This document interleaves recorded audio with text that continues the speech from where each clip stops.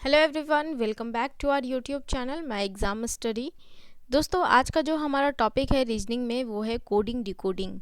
और इसके पहले मैंने आपको रीजनिंग में कोडिंग डिकोडिंग के बेसिक्स क्लियर करवा दिए हैं, जैसे कौन से अल्फ़ाबेट का कौन सा कोड होता है, उसको याद करने के कौन कौन से तरीके हैं, आप कैसे उसे ज़्यादा समय तक याद कर सकते हैं। इन सब के भी बारे में मैंने आपको बता रखा है। तो अगर आपने उस वीडियो को नहीं देखा है तो आप इसके डिस्क्रिप्शन में जाकर उसके प्लेलिस्ट में से उस वीडियो को देख सकते हैं। तो गाइज़, आज हम लोग कोडिंग डिकोडिंग के कुछ क्वेश्चंस को सॉल्व करेंगे और देखेंगे कि कैसे क्वेश्चंस इसमें पूछे जाते हैं इस चैप्टर में। तो गाइज़, जो हमारा पहला प्रश्न है वो है कि यदि सांकेतिक भाषा में फेवर को EBUPTS लिखा जाता है तो डैगर को क्या लिखा जाएगा। आप देखेंगे दोस्तों कि इस तरह के बहुत सारे क्वेश्चंस होते हैं जो अक्सर एग्ज़ाम्स में पूछे जाते हैं। अगर आपने अभी तक एग्ज़ाम्स दिए होंगे एसएससी के तो आपको पता होंगे। ठीक है, तो इस तरह के क्वेश्चन में हम क्या करते हैं, जो हमारा सबसे पहला स्टेप होता है किसी भी वर्ड को डिकोड करना, किसी भी वर्ड को डिकोड करना।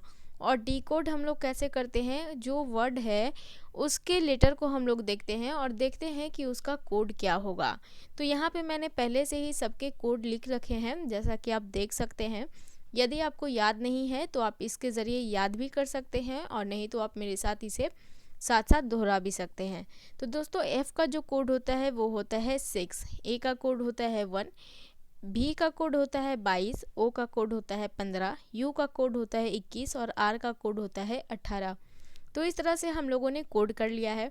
अब जैसे कि हम फिर से क्वेश्चन की ओर जाते हैं, यदि सांकेतिक भाषा में फेवर को EBUPTS लिखा गया है, तो दोस्तों हम लोगों ने फेवर को तो कोड कर लिया है, डिकोड कर लिया है। अब हम इस जो ये वर्ड लिखा गया है इसको हम लोग डिकोड करते हैं।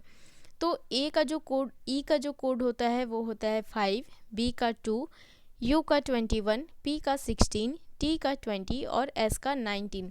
दोस्तों, अब हम लोगों ने चूँकि सबका कोड कर लिया है तो अब हमें इससे अभी फ़िलहाल के लिए कोई लेना देना नहीं है, ये जो आपके यहाँ पे वर्ड्स और लेटर्स लिखे गए हैं। अब हम चलते हैं सीधे इसकी नंबरिंग पे। तो जब हम नंबर पे गौर करते हैं गाइस, तो हम देखते हैं क्या कि जो नंबर है वो एक घट रहा है, एक बढ़ रहा है। जैसा कि देखिए यहाँ पे 6 है और यहाँ पे 5 है, यानी कि क्या हो गया है, -1। उसी तरह से जब हम आगे बढ़ते हैं तो यहाँ पे हमें 1 देखने को मिल रहा है और यहाँ पे 2, यानी कि यहाँ पे क्या हुआ है, +1। फिर जब हम आगे चलते हैं तो देखिए ये भी है, भी यानी कि 22, और ये यहाँ पर से आते हुए यू हो गया है, यानी कि 21, -1 हो गया है। जबकि यहाँ पे O बराबर 15 दिया हुआ है और यहाँ से जब हम देखते हैं तो P बराबर क्या है, 16 है। तो इस तरह से गाइज हम देख पा रहे हैं कि हमारा जो इस क्वेश्चन का कोड है वो क्या है, जो सीरीज चल रहा है कोड का वो है +1 -1 +1 -1, यानी कि पहले बार में माइनस किया गया है, फिर अगले बार में प्लस किया गया है, फिर अगले बार में माइनस किया गया है, फिर अगले बार में +1 किया गया है। तो ये जो है हमारे क्वेश्चन का सीरीज़ है। तो इस तरह से हम समझ गए कि ये क्वेश्चन को कैसे डिकोड किया गया है। ठीक है, तो चलिए जो हमारा क्वेश्चन है वो कह रहा है कि फेवर को यदि EBUPTS लिखा जाता है तो डैगर को क्या लिखा जाएगा। तो डैगर को भी हम लोग बिल्कुल इसी सीरीज़ में लिखेंगे, पहले -1 फिर +1, लेकिन उससे पहले हम लोग डैगर को डिकोड कर लेंगे। तो चलिए देखते हैं डैगर की ओर। तो दोस्तों, हम लोगों ने यहाँ पे डैगर को लिख लिया है DAGGER। अब हम लोग इसे डिकोड करते हैं। तो D बराबर होता है 4, A बराबर 1, G बराबर 7, फिर से G है, G बराबर 7, E बराबर 5 और R बराबर 18। चूँकि हम लोगों को पता है कि हम लोगों का सीरीज़ क्या है, सबसे पहले हमें -1 करना है, फिर हमें +1 करना है, फिर हमें -1 करना है, फिर हमें +1 करना है। तो चूँकि D है यहाँ पे 4 है तो हमें सबसे पहले क्या करना है, -1। तो जब हम 4 में -1 करेंगे तो हमारे पास क्या आएगा, 3 आएगा। उसके बाद सेकंड में है 1 और हमें सेकंड बार में क्या करना है, +1 करना है। तो जब हम 1 में +1 करेंगे तो हमारा आंसर क्या हो जाएगा, 2। फिर तीसरे बार में हमें फिर से -1 करना है, क्योंकि आप जैसा कि देख रहे हैं हमारा सीरीज ही चल रहा है ऐसा, -1 +1 -1 +1। ठीक है, तो हमने यहाँ पे फिर से क्या कर लिया है, -1 कर लिया है, और -1 करने के बाद हमारे पास आ गया है 6। फिर अगले बार में हम क्या करेंगे, +1 करेंगे, तो +1 करते ही हमारे पास आ गया है 8। फिर है e बराबर 5 और हमें क्या करना है, फिर से -1 करना है, क्योंकि जो हमारा सीरीज चल रहा है -1 + 1 -1 + 1, तो हमने यहाँ पे क्या कर लिया है, फिर से इसे -1 कर लिया है। और -1 करने के बाद हमारे पास क्या आया, 4, क्योंकि यहाँ पे e बराबर दिया हुआ है 5।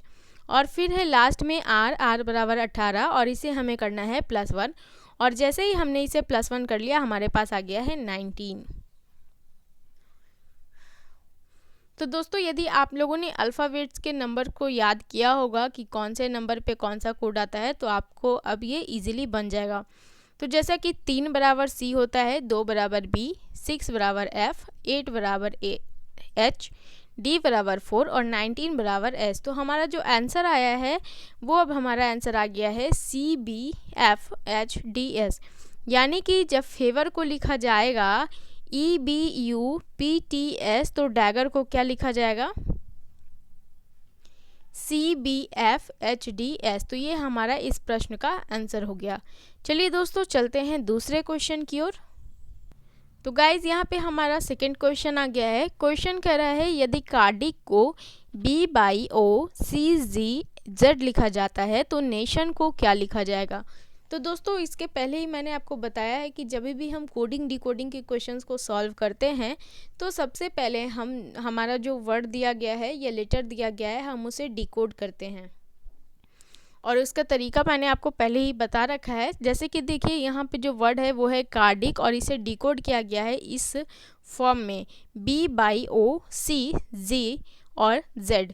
ठीक है, तो अब हम लोग सबसे पहले इसका अल्फ़ाबेटिकली कोड देखते हैं। तो C बराबर क्या होता है 3, A बराबर 1, R बराबर 18, D बराबर 4, I बराबर 9 और C बराबर 3। और इसी तरह से हम लोगों ने यहाँ पे भी अल्फ़ाबेटिकली सभी को डिकोड कर लिया है। जैसे B बराबर 2, Y बराबर 25, O बराबर 15, C बराबर 3, Z बराबर 7 और Z बराबर 26। अब हमें दोस्तों क्या करना है, फ़िलहाल के लिए यहाँ पर से ध्यान को हटा देना है। अब हम देखते हैं इस नंबरिंग की ओर। ठीक है, तो नंबर में जब हम लोगों ने देखा दोस्तों तो यहाँ पे 3 है और यहाँ पे 2 है, यानी कि ये क्या हो गया है, -1 हो गया है। फिर हम आगे की ओर बढ़े तो यहाँ पे A बराबर 1 है और यहाँ पे इसे क्या लिखा गया है 25, यानी कि ये क्या हो गया है -2 हो गया है। फिर हम लोग तीसरे वर्ड की ओर आगे चले जो कि है 18 यानी कि R। ठीक है, तो यहाँ से जब हम लोग आगे बढ़े तो ये हो गया है क्या 15, यानी कि 18 में से 3 गया तो 15, तो यहाँ पे क्या हो गया -3 हो गया। तो इस तरह से जब हम इस क्वेश्चन के सीरीज़ को देखते हैं तो वो हमें कुछ इस तरह से मिलता है, -1 -2 -3 फिर -1 -2 -3। यदि ये और भी आगे बढ़ा होता क्वेश्चन तो ये फिर से ऐसे ही होता -1 -2 -3। तो इस तरह से इस क्वेश्चन का हमें सीरीज़ पता लग गया है। और हमें अब करना क्या है कि हमें नेशन को डिकोड करना है, नेशन को हम किस कोड में लिखेंगे। तो चूँकि हमारे पास जो हमारा हिंट है क्वेश्चन से हमें मिल चुका है कि हमारा सीरीज़ कैसे चलना है, -1 -2 -3 फिर से -1 -2 -3। तो नेशन को सबसे पहले हम लोगों ने यहाँ पे लिख लिया है। अब हम इसे अल्फ़ाबेटिकली कोडिंग करेंगे। तो N बराबर क्या होता है 14, A बराबर होता है 1, T बराबर होता है 20, I बराबर 9, O बराबर 15 और N बराबर 14। और हमें क्या करना है दोस्तों, -1 -2 -3 -1 -2 -3। तो हम लोग सबसे पहले यहाँ पे हम लोगों ने इसे लिखकर अरेंज कर लिया है, -1 -2 -3। तो इस तरह से हम लोगों ने इसे अरेंज कर लिया। अब हम सबसे पहले क्या करेंगे, 14 में करेंगे -1। तो -1 हमने किया, जैसे ही हमारे पास आ गया है 13। फिर है हमारे पास 1 और 1 में जैसे ही हम -2 करेंगे हमारे पास आ जाएगा 25। ठीक है, नेक्स्ट है T for 20 और 20 में हम तीसरे जगह स्टेप में क्या करना है, -3 करना है। तो जब हम 20 में -3 करते हैं तो हमारे पास आ जाता है 17, यानी कि 17। I बराबर है, यहाँ पे क्या दिया हुआ है, I बराबर 9 और हमें क्या करना है, फिर से -1 करना है क्योंकि हमारा पहला सीरीज़ कंप्लीट हो चुका है -1 2 3 का। अब फिर से हमें -1 -2 -3 का सीरीज़ चालू करना है। ठीक है, तो यहाँ पे है I i बराबर 9 और 9 में जैसे ही हम -1 करेंगे हमारे पास हो जाएगा 8। फिर नेक्स्ट है o बराबर 15 और 15 में हमें करना है -2। तो जब भी हम 15 में -2 करेंगे तो हमारे पास हो जाएगा 13। और तीसरा स्टेप जो लास्ट है वो है 14 और 14 में हमें करना है -3 और जैसे ही हम 14 में करती तो हमारे पास आ जाता है 11। तो दोस्तों ये हम लोगों ने इसे डिकोड कर लिया है। अब हम लोग इसे अरेंज करते हैं। तो जैसा कि हम सभी जानते हैं कि होता है m बराबर 13, y बराबर 25, q बराबर 17, h बराबर 8, m बराबर 13 और k बराबर 11। तो इस तरह से जो हमारा आंसर आ गया है वो क्या है, m y q h m k। तो इस तरह से हम लोगों ने देखा दोस्तों कि क्वेश्चन सभी कोडिंग डिकोडिंग के ही हैं, लेकिन क्वेश्चंस के तरीके अलग हैं। यानी कि जो क्वेश्चन को डिकोड किया गया है सबको अलग अलग सीरीज में डिकोड किया गया है। जैसे कि हम लोगों ने पहले क्वेश्चन में गौर किया कि पहले क्वेश्चन में पहला -1 था, फिर +1 था, फिर -1 था, फिर +1 था। जबकि इस क्वेश्चन में हम देख रहे हैं कि 3-3 का सीरीज़ लिया गया है, -1, -2, -3, फिर से -1, -2, -3। तो हर एक क्वेश्चन को डिकोड करने का तरीका बिल्कुल अलग किया हुआ है। तो चलिए इसी तरह से हम देखते हैं कि हम लोगों ने और कौन से क्वेश्चन लिए जिसे हमें चेक करना है। तो चलिए दोस्तों, तो इस तरह से हमारे पास फिर से आ गया क्वेश्चन नंबर 3। और दोस्तों ये क्वेश्चन थोड़ा सा अलग है। कैसे अलग है चलिए देखते हैं। जब एडमिट को SGJZV कहा जा रहा है तो मूड को क्या कहा जाएगा। तो दोस्तों इसके लिए हम सबसे पहले क्या करेंगे, एडमिट को अल्फ़ाबेटिकली कोड करेंगे। तो हमने यहाँ पे एडमिट को लिखकर अरेंज कर लिया है। और a बराबर जैसा कि हम सभी जानते हैं 1 होता है, d बराबर 4, m बराबर 13, i बराबर 9 और t बराबर 20। उसी तरह से हम इधर को भी कोड कर लेंगे अल्फ़ाबेटिकली। जैसे s बराबर 19 होता है, g बराबर 7, j बराबर 10, z बराबर 26 और v बराबर 22। अब देखिए गाइस, जो हमारा जो इसके पहले का 2 क्वेश्चन था उसमें कुछ कोडिंग इस तरीके से किया हुआ था। एक एक क्वेश्चन को, एक एक वर्ड को इस तरीके से लिया गया था, यानी कि क्रमशः लिया गया था। पहले को पहले अक्षर से मिलाया हुआ था, कोड किया हुआ था, दूसरे को दूसरे अक्षर से कोड किया हुआ था और तीसरे को तीसरे अक्षर से कोड किया हुआ था। लेकिन इसमें क्या किया गया है कि जो सबसे पहला वाला अक्षर है उसको सबसे लास्ट वाले अक्षर से कोड किया गया है, जो सबसे लास्ट वाला अक्षर है उसको सबसे पहले वाला अक्षर से कोड किया गया है। यानी कि इस तरह के क्वेश्चन को सॉल्व करने के लिए आपको पूरी तरह से चौकन्ना रहना पड़ेगा। और ये आप कैसे इजीली सॉल्व कर पाएंगे, तो सबसे आसान तरीका जो मैंने आपको बताया है इस तरह के क्वेश्चंस को सॉल्व करने का, वो है कि आप सबसे पहले अल्फ़ाबेटिकली सभी को कोड कर लीजिए। और दोस्तों यदि आपको सब अल्फ़ाबेट्स के नाम यदि आपको नहीं याद हैं, उनके कोड नंबर नहीं याद हैं, जैसे कि टी कौन से कोड नंबर में आता है, एस कौन से कोड नंबर में आता है, वी कौन से कोड नंबर में आता है, तो आप इसके सबसे पहले वाले वीडियो में जाइए, उसमें मैंने आपको इसे याद करने के तरीके बताए हैं। बहुत ही इंटरेस्टिंग तरीका है। आप यदि एक बार देख लेते हैं अच्छे से समझकर तो आपको वो डेफिनेटली याद हो जाएगा। तो इस तरह के क्वेश्चन को सॉल्व करने में आपके लिए काफ़ी ज़्यादा आसानी होगा, क्योंकि मुख्य रूप से इस तरह के क्वेश्चंस अल्फ़ाबेट्स के कोड से ही सॉल्व होते हैं।